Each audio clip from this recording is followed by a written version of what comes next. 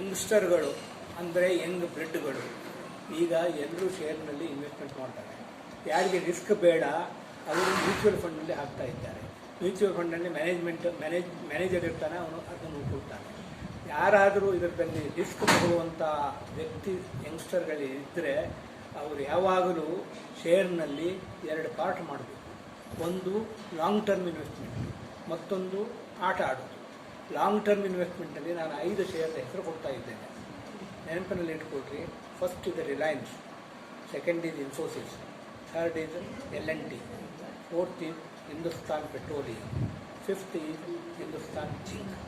ಈ 5 ಶೇರ್ನಲ್ಲಿ ಸುಮಾರು 2 ಅಥವಾ 3 ಶೇರ್ ತೊಗೊಂಡ್ರೂ ಪರವಾಗಿಲ್ಲ. This is A long term investment. ನೀವು ನೋಡಬಾರ್ದು, ಡಿವಿಡೆಂಡ್ ತೊಗೋತಾ ಇರಬೇಕು. ಮಕ್ಕಳು ಹುಟ್ಟುತ್ತಾರೆ, ರೈಟ್ ಬರ್ತದೆ, ಆ ರೈಟ್ನಲ್ಲಿ ಇನ್ವೆಸ್ಟ್ಮೆಂಟ್ ಮಾಡಿ ಬೋನಸ್ ಬರ್ತದೆ. ಬೋನಸ್ನಲ್ಲಿ ನಿಮಗೆ ಮಕ್ಕಳು ಬೆಳೀತಾ ಹೋಗ್ತದೆ.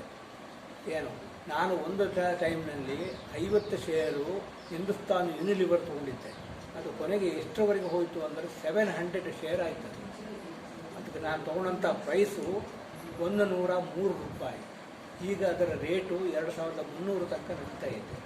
It is a long term investment. I have taken only the dividend from the company and ಅದರದ ಮಕ್ಕಳು ಹುಟ್ಟಿತು, ಬೋನಸ್ ಬಂತು, ಇದರಲ್ಲಿ ಬರ್ತಾ ಇದೆ. ಈಗ TCS ಇದೆ. TCSನಲ್ಲಿ 2 ವರ್ಷದ ಕೆಳಗಡೆ ಬೈಬ್ಯಾಕ್ ಆಯಿತು ಅವ್ರದ್ದು 2000ಕ್ಕೆ. ಈಗ 4500 ಬೈಬ್ಯಾಕ್ ಮಾಡ್ತಾ ಇದೆ. ಇಂಥ ಶೇರ್ಗಳು ಯಾವಾಗಲೂ ಮುಳುಗುವಂಥ ಶೇರ್ ಅಲ್ಲ ಇದು. ಈ ಶೇರ್ ಟಾಟಾ ಗ್ರೂಪ್ನಲ್ಲಿ ಯಾವಾಗಲೂ ಇನ್ವೆಸ್ಟ್ಮೆಂಟ್ ಮಾಡಿದ್ರೆ ನಿಮಗೇನೂ ತೊಂದರೆ ಬರೋದಿಲ್ಲ. ಎರಡನೇದ್ದು ಆಟ ಆಡುವಂಥ ಶೇರ್. ಆಟ ಆಡುವಂಥ ಶೇರ್ನಲ್ಲಿ ಜನರಲ್ ಆಗಿ IPOದಲ್ಲಿ ತಲೆ ಹಾಕಬೇಕು.